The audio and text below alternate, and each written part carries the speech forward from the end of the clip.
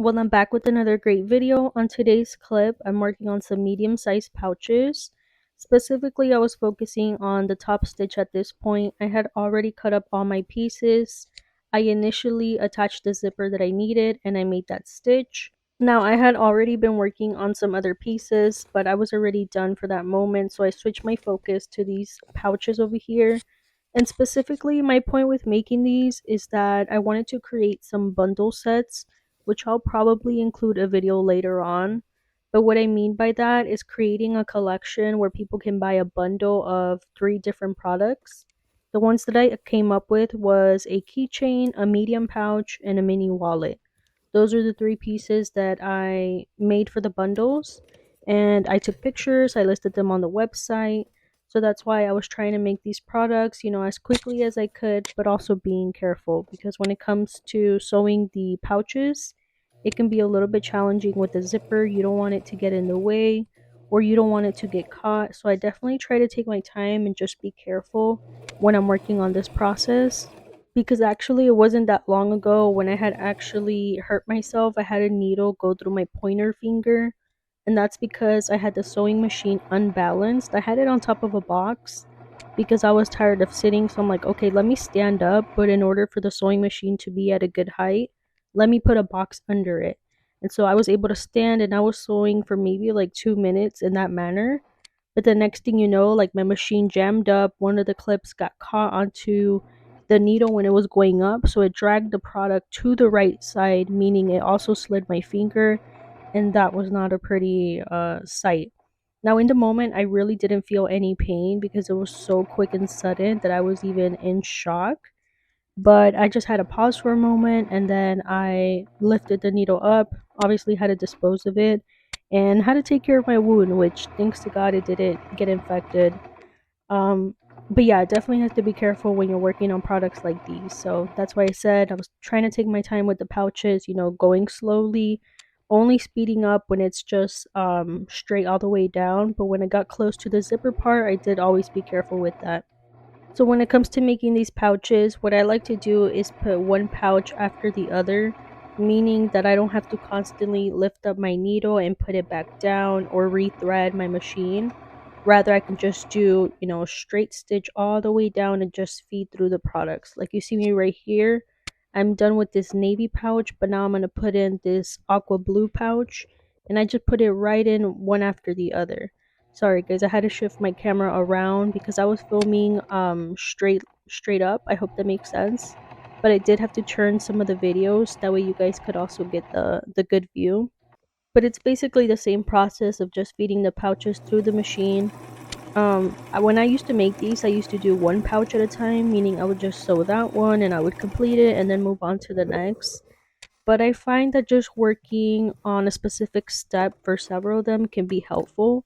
Like for right here, I'm not just completing one at a time, rather, I'm feeding them all through the machine at the same time so they're at the same level of the process. And then when it comes to doing the next step, I'll also do that and repeat it for the next ones. I just feel like that's a better method. But obviously, we all don't have the same amount of time, so it just comes down to managing whatever you think works for you. But because I was creating several of these so I could make the bundles, I did make sure to focus on not just one product, but several of these pouches. So the whole reason for sewing in that first clip was so that the zipper can stay in place, so that it can stay intact and not move around. Now, you don't necessarily have to do that process, but I feel that it helps out. So when the pouch is complete, you don't have to worry about the zipper getting caught in between the lining of the fabric, but rather when you have it sewn down, you can have that assurity that it's not going to get in the way. So that way when the customer has the product, it doesn't bother them, it doesn't interfere with them using their pouch because of course, why would you want that? So once I get the top stitch done, I proceed to this next process of pinning the pouch in place. So I pin the lining with the lining and then the front design with the other side of the front design. And this part can be a little bit tricky trying to get a good measurement, but I try to line up my pieces because when I first cut them, they are the correct size. But in this part, it gets tricky because of the zipper since it gets in the way from both the left and the right ends. But I still try to measure and balance everything out. So I have the pins in place, and I also use a pen to go ahead and draw around the sides. So the top, the bottom, the left, the right. That way it helps me with sewing. It's basically like a guide for me, which I couldn't imagine not doing that. So once I get that sewn, now I'm left with the excess, which I want to trim around it. For when I flip it, it's a better product. And so in this next clip, that's where I'm actually removing the trim around each of the pouches. Since you already saw me sew the top, the bottom, and the sides, I like to remove the extra because it doesn't cause like the bulkiness around the corners. That's like a little trick that I learned from watching other creators as well, is that if you sew straight down and then straight across, that helps instead of just turning your needle.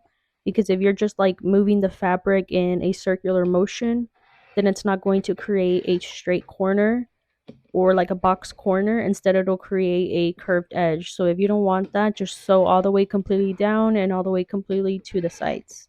That's just a little trick that I learned, and of course through experience you also develop your own little tips and habits. So again, just cutting off the excess trim to make it a lot simpler to turn inside out. And as I was making the cuts for each of these, I also recognized how people can have injuries with the roller cutter. I had came across a post on Facebook, and specifically it was somebody that had also poked their finger with the needle. And I was reading through the comments just to see what everybody else was saying, and other people were relating. But then some people also pointed out that they also had injuries with these type of cutters. I mean, it's really easy to glide over the fabric, but they're also really sharp, so it can be, kind of dangerous. Especially that part where you see me going over it. That's because the zipper is in the way, but I mean, there's no way to remove it. That stays in the middle as I'm sewing all the way around and then cutting the sides as well.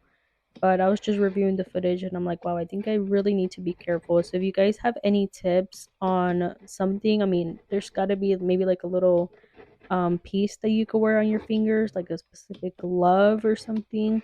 I want to make sure that I'm doing this safely, but there's always room to grow, so that's okay for now. But I was able to remove all the sides, and like I mentioned, I also recommend cleaning up your space once you're done cutting all these trims. Otherwise, they're going to be all over your floor or on your clothing, so just a quick little tip. So now with the product turned inside out, my favorite part, because it means it's the last final part for these, is to close off the bottom lining. So just a straight stitch, which I think that's all I do for my products. I don't remember using a zigzag or anything like that. I basically use a straight stitch for everything. So yeah, all the way down, sealing it off. Also make sure that my padding is in place because once I close this off, I don't want to have to open it again, which I have had to do several times because sometimes I forget to add the little padding for the pouches. But I mean, as long as I'm able to complete it, then I don't have no complaints. And similar to the first clip, I didn't just do one at a time, but rather I made a chain of them. That way it would make it easier for me to cut in between and just have to do one stitch.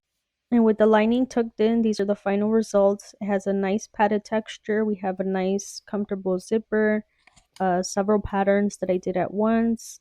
And with the inside opened up, you can see that it is spacious to accommodate several things.